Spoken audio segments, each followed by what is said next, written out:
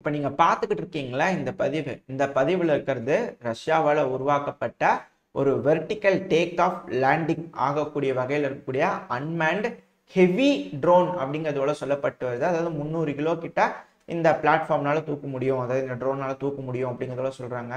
இதோட ஸ்பெஷாலிட்டி என்னன்னா நீண்ட நேரம் ஏர்லயே நிப்பாட்டி வச்சிருக்கிறது தான் அப்படிங்கிறதோட சொல்றாங்க.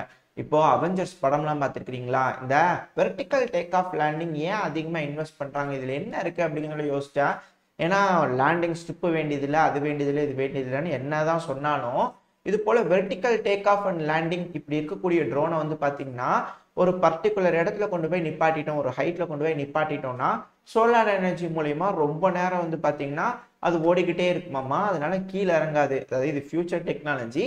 நம்ம இப்போதைக்கு அது இம்ப்ளிமெண்ட் பண்ணியிருக்காங்க அப்படிங்கிற நான் சொல்ல வரல. பட் இது வந்து ஃபியூச்சர் டெக்னாலஜி என்னவா இருக்கும் அப்படின்னு அனலிஸ்ட்லாம் பேசுவாங்க இல்லையா, அதை கேட்டு வந்து உங்ககிட்ட சொல்லிட்டு இருக்கேன். இப்போ அந்த ஃபியூச்சர் டெக்னாலஜி என்னன்னு பார்க்கலாம். இது போல வெர்டிக்கல் டேக் ஆஃப் லேண்டிங்ல வந்து பார்த்தீங்கன்னா இந்த ரொட்டேட்டர் இருக்கும்ல, சர்டைன் ஸ்டேஜுக்கு மேலே போயிருச்சு அப்படின்னா அந்த ரொட்டேட்டர் இந்த மேலே சுற்றிட்டு இருக்க அந்த மோட்டரில் வந்து அதுவே கணக்கு பண்ணி இந்த மோட்டர் இவ்வளோ நேரம் ஓடி இருக்கு, அதை வந்து நம்ம ஸ்டாப் பண்ணிக்கலாம் இப்போதைக்கு, ஏன்னா அது சூடாக இருக்கும்.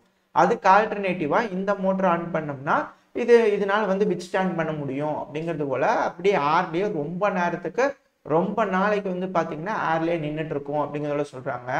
ஆல்ரெடி இது போல ட்ரோன்கள்லாம் இருக்கு. பட் ஆனா வெயிட்டை தூக்கிட்டு பறக்குமா அப்படிங்கிறத ஒரு கேள்வி. அதை நோக்கி தான் போயிட்டு இருக்காங்க அப்படிங்கிறதோட சொல்லப்பட்டு வருது.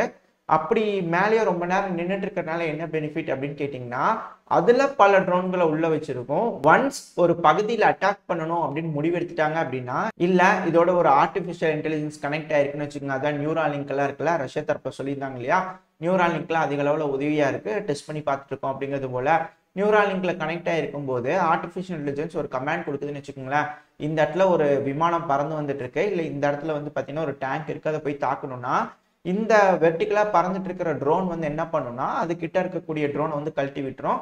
அதாவது நியர்பைல இருக்கக்கூடிய ட்ரோன் இந்த அட்டாக்கு எது நியர்பையா இருக்கோ அந்த இடத்துல இருந்து அந்த ட்ரோன் அங்கிருந்து ஆட்டோமேட்டிக்கா கம்யூனிகேட் பண்ண ஆரம்பிக்கும். அதையும் ஏஐ வந்து பாத்தீங்கன்னா கண்ட்ரோல் பண்ணும் அப்படிங்கிறதோட சொல்லப்பட்டு வருது. இது போல பல அட்வான்ஸ்டு டெக்னாலஜிஸ்லாம் பிளான் பண்ணி இம்ப்ளிமெண்ட் பண்றதுக்காக ட்ரை பண்ணிட்டு இருக்காங்க. டெஸ்டிங் ஸ்டேஜஸ்லாம் இருக்கு அப்படிங்கிறது போல சொல்றாங்க. பட் என்ன ஏதுன்றது தெரியல.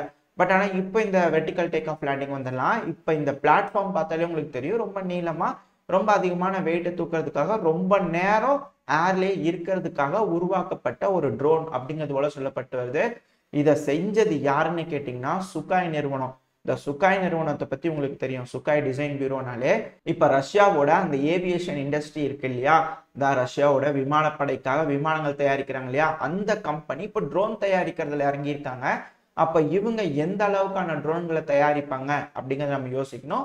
இது அதுல ஒரு ஐட்டம் அப்படிங்கிறதோட சொல்றாங்க. இதெல்லாம் வச்சு பார்க்கும்போது ரஷ்யாவோட வளர்ச்சி நாளுக்கு நாள் அதிகரிச்சுக்கிட்டே இருக்கு. இது போல பல நாடுகளோட ட்ரோன் டெக்னாலஜியும் அடுத்தடுத்த கட்ட வளர்ச்சி அடைஞ்சுக்கிட்டே இருக்கு அப்படிங்கிறதுல மாற்று கருத்து இல்லை.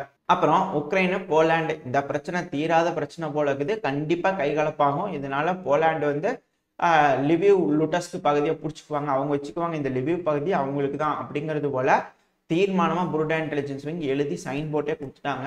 கண்டிப்பா லிவிவ் போலாண்டு தான், அது அவங்களோட மாறிடுச்சு, வரைஞ்சுக்குங்க இதுக்கு மேல மேப்பை அப்படிங்கிறதோட சொல்றாங்க. அப்படியா என்னன்றது தெரியல. சரி, இப்ப என்ன சம்பவம் நடந்திருக்கு அப்படிங்கிறதோட கேட்டீங்க அப்படின்னா, போலாண்ட்ல இருக்கக்கூடிய அந்த விவசாயிகள் இருக்கிறாங்க இல்லையா, முன்னாடி ட்ரக்கில் இருக்கிற தானியத்தை தான் கொட்டி விட்டாங்க. இப்ப ட்ரெயின் வழியா போயிட்டு இருக்கிற தானியத்தையும் கொட்டி விட்டுருக்காங்க. அதுக்கான வீடியோ பதிவுகள்லாம் பாத்தீங்கன்னா தெரியும்.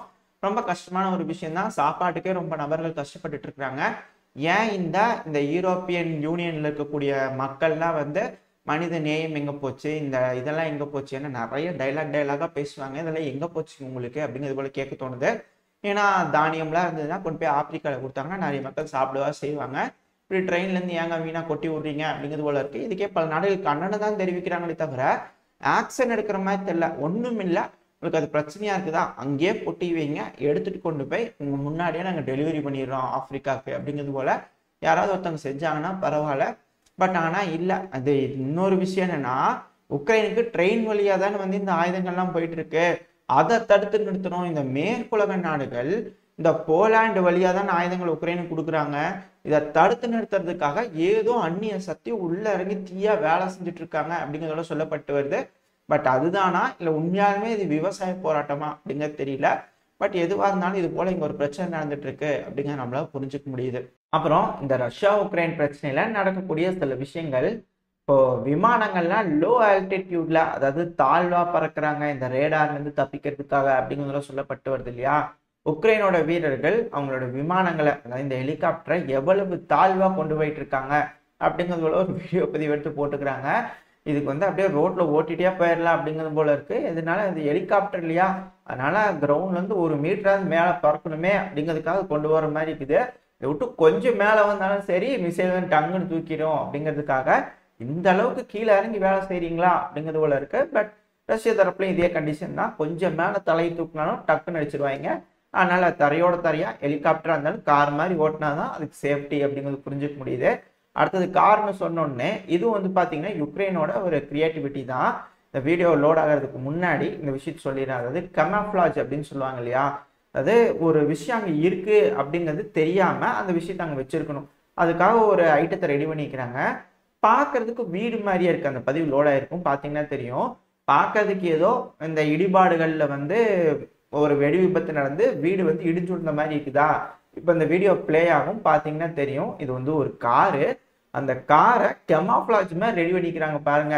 ஏதோ எமர்ஜென்சிக்கு 2 பேர்த்த காருக்குள்ள தூக்கி போட்டு ஒரு இடத்துல இருந்து இன்னொரு இடத்துக்கு ஃப்ரண்ட் லைன்ல பயன்படுத்தணும்னா இது போல காரா இருந்துச்சுன்னா திடீர்னு இந்த ட்ரோன் ஓட்டுறவங்களா பார்த்தாங்கன்னா ஏதோ வீடு இருந்திருக்கும் போல இருக்குது, குண்டு விழுந்து அப்படியே தரமட்டமா கிடக்குது அப்படிங்கிறது போல நினைச்சுக்குவாங்க இல்லையா.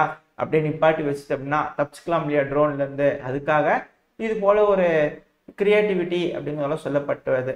இதோட இந்த பதிவு நான் முடிச்சுக்குவோம். இந்த பதிவு எப்படி இருந்துச்சு, உங்களுக்கு பிடிச்சிருக்கா? பிடிச்சுன்னா லைக் பண்ணுங்க, உங்க ஃப்ரெண்ட்ஸ் அண்ட் ஃபேமிலியோட ஷேர் பண்ணிக்கோங்க. அது கூடவே மறக்காம நம்ம சேனலை சப்ஸ்கிரைப் பண்ணிட்டு இந்த பதிவை பத்தினா உங்களோட கருத்துக்களை கமெண்ட் செக்ஷன்ல சொல்லிடுங்க. இந்த பதிவு நல்லா இருந்துட்டு நம்பிக்கையில அடுத்த பதிவில் உங்களை சந்திக்கிறேன். அது வரைக்கும் ஸ்டே சேஃப். By by.